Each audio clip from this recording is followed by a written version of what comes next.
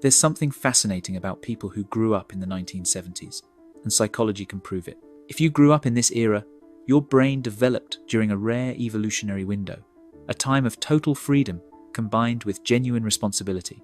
And here's what's interesting. Most people who grew up in the 70s look at our current generation and just laugh. Not in a mean way, but because they know something the rest of us don't. They experienced something that can never be recreated. A time so magical, so free, that decades later, they still say things like, "I wish I could go back and stay there," or "We really didn't know how good we had it." To put it even perfectly, we grew up on hose water, we were feral, and it was glorious. So what made the 70s so special? And more importantly, what did it do to your brain that makes you different today? The first trait is what researchers call self-directed problem solving. And it started with one phrase every 70s kid remembers: go find something to do. Or I'll find something for you to do. You knew exactly what that meant. If you dared say you were bored, suddenly you were folding clothes or sweeping floors. So you learned fast. Figure it out yourself. Studies on unstructured childhood show that children who had to create their own entertainment developed significantly stronger executive function and creativity. You weren't handed activities. You weren't scheduled.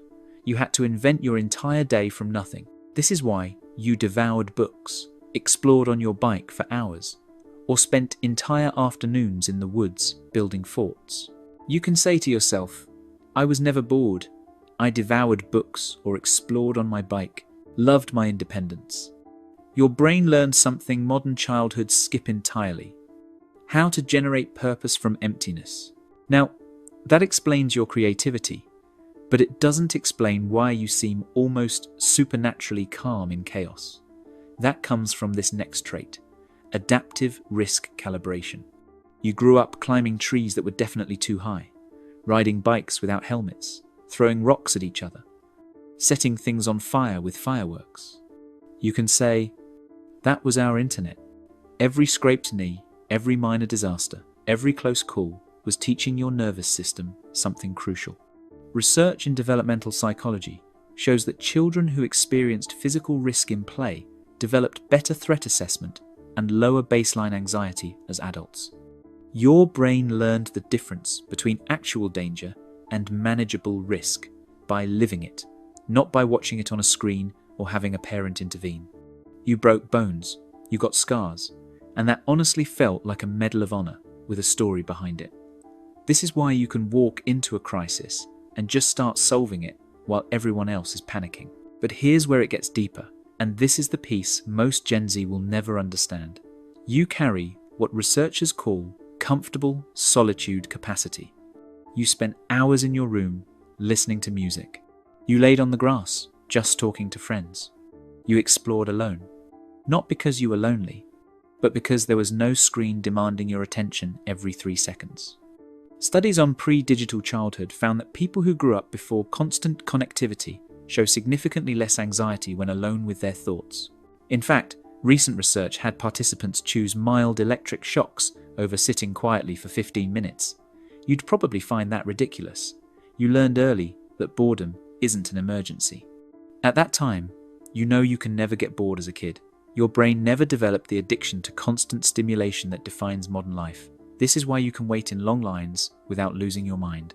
The fourth trait is something psychologists call analog patience, and it shaped you in ways you probably don't even realize.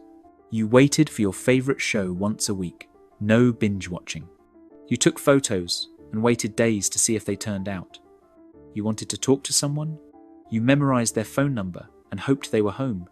Research on delayed gratification shows that people who grew up waiting for things have better impulse control, better relationship outcomes, and better career success. Your entire childhood was training in patience that modern life actively destroys. This is why instant gratification doesn't satisfy you the way it does for younger generations.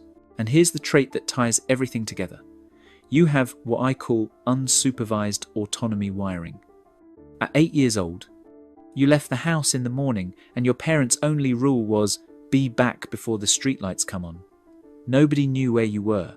Nobody tracked your location. You rode your bike to creeks a mile out of town. You played in the woods. You went to neighborhoods far from home.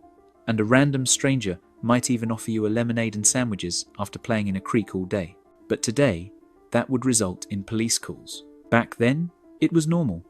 Research on childhood independence shows that children who had freedom of movement without constant supervision developed stronger internal motivation and decision-making skills. You had to assess situations, make judgment calls, and deal with consequences yourself. Your parents weren't your friends, they were the authority, and they trusted you to be competent. This is why you can plan, adapt, and think critically without external guidance. Every time you look at today's world and feel out of place, remember this: you're not outdated. You're carrying forward capabilities that are going extinct. The independence that looks like coldness, that's competence. The comfort with silence that looks like antisocial behavior, that's depth. The ability to wait that looks like apathy, that's discipline. You survived a childhood that would get parents arrested today, and it didn't damage you, it built you. Most people will say, "I feel honored to have been able to grow up this way." Or, "We lived through the best decade to be a kid." And they're right. For a brief moment in human history, childhood was both completely free and genuinely formative. You got to experience something that doesn't exist anymore. A world where kids were civilized and feral at the same time.